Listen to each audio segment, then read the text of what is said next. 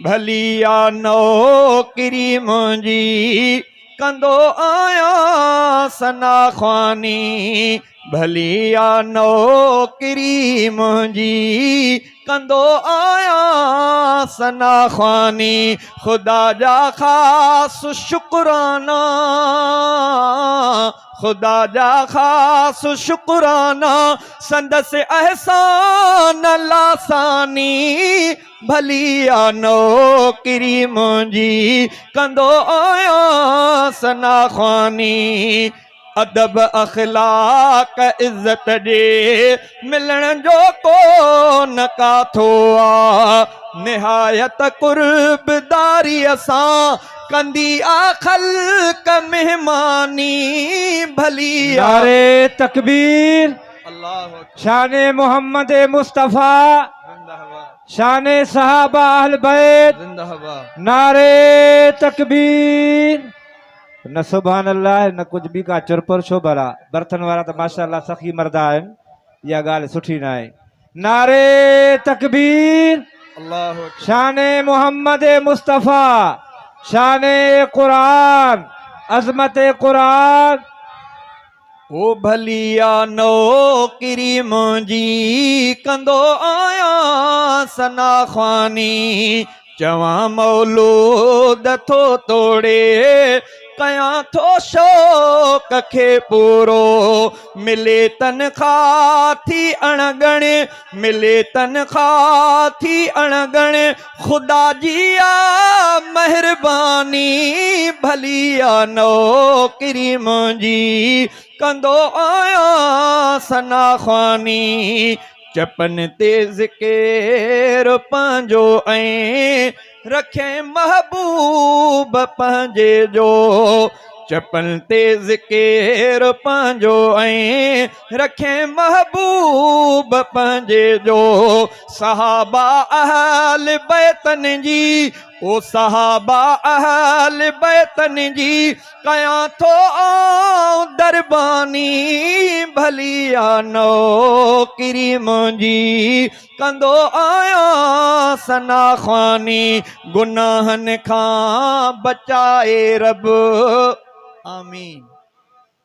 गुनाहनि खां बचाए रब, सवाबन में सफ़र आहे।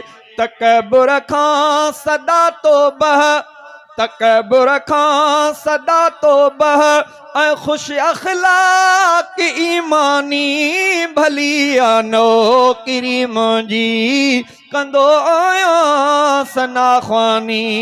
रिटायर नौकरी इन खां न मूंखे शल करे मालिक, आमीन। सारा सजण जी ॻाईंदे अल्लाह करे शल दम निकिरे।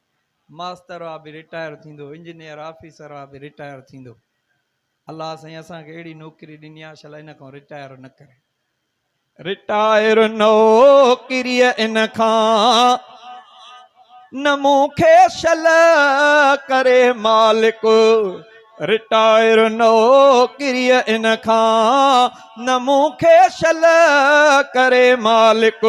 हयाती भर इहा ड्यूटी, हयाती भर इहा ड्यूटी, दियां वेठो बआसानी।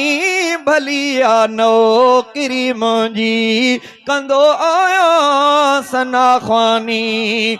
ऐं जन्नत में बि साईं जे हुजां मौजूद महफ़ल में।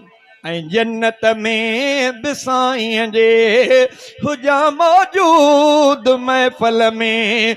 ॿुधायां हमद ऐं नातूं, ॿुधायां ॿुधायां हमद ऐं नातूं, हुक्म फरमाए जे जानी। भलिया नौकरी मुंहिंजी कंदो आया सना ख़्वानी। खुदा जा खोड़ थोरा ऐं अञा बि थोरा फरमाए। खुदा जा खोड़ थोरा ऐं अञा भी थोड़ा फरमाए रफ़ीक अहमद इस बार बजे करम जे आहे वीरानी भलिया नौकरी मुंहिंजी कंदो आया सना ख़ानी खुदा जा ख़ास शुक्राना खुदा जा ख़ास शुक्राना संदस एहसान लासानी भलिया नौकरी मुंहिंजी कंदो आया सना ख़ानी।